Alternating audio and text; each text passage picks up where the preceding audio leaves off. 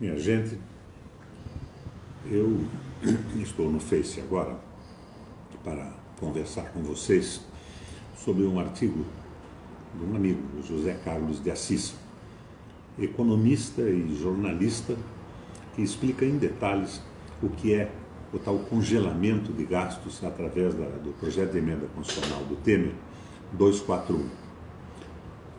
Ele considera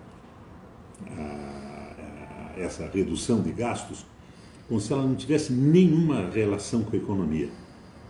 Ele diz que o plano Meirelles e Temer é fruto da imbecilidade de um grupo de economistas e cientistas políticos neoliberais, que nos remete a um ambiente econômico insólito, no qual o gasto e o investimento público se esgotam em si mesmos, sem relação com o resto da economia. Mas é a relação do Estado com a economia que realmente faz com que as coisas andem. Imagine o congelamento em termos reais dos investimentos em habitação. Ao longo de 20 anos, milhões de pessoas vão sair da casa dos pais. Outros milhões vão se casar. Outros tantos terão feito uma pequena poupança para abandonar seus barracos sem nenhuma condição de habitabilidade que vivem, procurando uma alternativa habitacional. Se o governo congelar seus investimentos em habitação, o setor privado só cuidará de produzir habitação para a classe média e os ricos. Milhares de empresas construtoras terão seu mercado congelado. Algumas serão quebradas, outras serão drasticamente reduzidas em tamanho. Mas a coisa não acaba aí. A produção proporcional de cimento, aço, madeira, plástico terá também que ser congelada.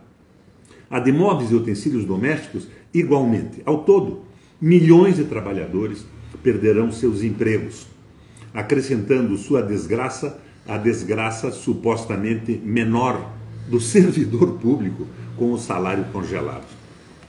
Mas ainda, continua o Zé Carlos Assis, não é tudo. Na realidade, o pior ainda estaria por vir. Como a economia já está em depressão, o plano Meirelles-Temer estará tratando a doença com doses mortais de um poderoso veneno depressivo. De fato, em depressão ou recessão, a única forma de recuperar uma economia debilitada é pelo aumento decisivo do gasto e dos investimentos públicos.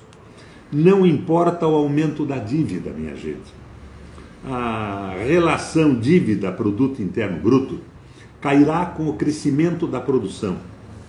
Até mesmo o recessivo Fundo Monetário Internacional, o famoso FMI, passou a admitir isto, segundo o seu último Global Outlook, no qual recomenda ação fiscal para favorecer a recuperação da economia mundial.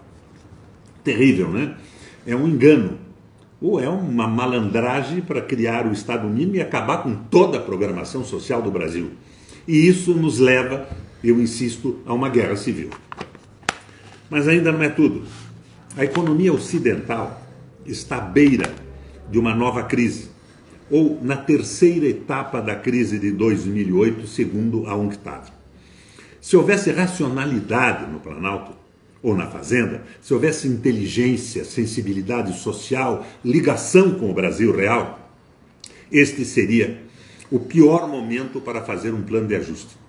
O governo, com essa iniciativa de singular estupidez, revela o desconhecimento absoluto dos fundamentos da economia. Ou simplesmente está fazendo todos nós de idiotas, enquanto prepara o terreno de terra arrasada para entregar ao setor privado o patrimônio público e a soberania do país. Parece que eles querem acabar com essa ideia de Brasil-nação, de pátria, liquidando a dignidade dos brasileiros e colocando como consumidores para entregar o patrimônio nacional para superpotências e não mais ter nenhuma visão de solidariedade e soberania do seu próprio país. Minha gente, o Assis faz um artigo arrasador. É uma besteira essa 241. Agora, a Câmara aprovou jantando no Palácio Alvorada, aprovou nomeando cargos em estatais, aprovou na mais sórdida negociação política. Eu ainda tenho esperança que o Senado reaja liquidando esse projeto, porque esse projeto liquida o Brasil. Eu ainda tenho esperança que o Senado raciocine sobre isso. Embora essa esperança já tenha sido atenuada. Essa semana que passou, tivemos uma reunião na Comissão de Economia do Senado para discutir esse assunto. A tal grupo de apoio ao governo simplesmente não apareceu. Eles não querem a discussão, eles querem a negociação. Será que o Senado vai votar assim também? Por um carguinho numa estatal? Por um favor, a liberação de uma emenda? Será que o Senado vai esquecer a importância que tem o nosso país, a importância do Brasil? Minha gente, é preciso que haja uma reação. Não é possível que décadas de construção de um Brasil soberano e socialmente justo sejam eliminadas. Que eliminem o próprio executivo, dando poderes absurdos ao Banco Central, dominado pela banca privada. Não é possível que tenham corrompido o parlamento a esse ponto, de votos serem comprados e que ninguém tenha olhos para o país. Mas depois disso vem o mais terrível, que é a precarização do trabalho em cima do tal convencionado sobre o legislado, que no momento de recessão significa escravização do trabalhador.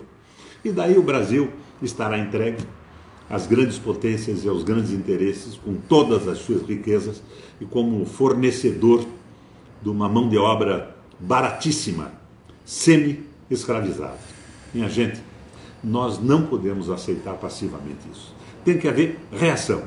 Como reação é o que eu estou fazendo agora, conversando com vocês sobre o artigo do José Carlos Assis, aqui no Face, ao vivo, minha gente. Espero mais considerações sobre esse assunto e espero que se levante essa sociedade brasileira que está sendo arrasada com a cumplicidade do Judiciário, do Ministério Público e da grande mídia comercial. Minha gente, é evidente que eu sinto uma certa depressão diante de tudo isso. Um sentimento de impotência diante do avassalador movimento entreguista que toma conta do Brasil. Mas estamos aqui, com esperança ainda de que uma manifestação como essa do Zé Carlos Assis possa acordar as forças vivas do nosso país. Minha gente, eu espero manifestações de vocês aqui no Face para a gente continuar essa conversa. Valeu, gente.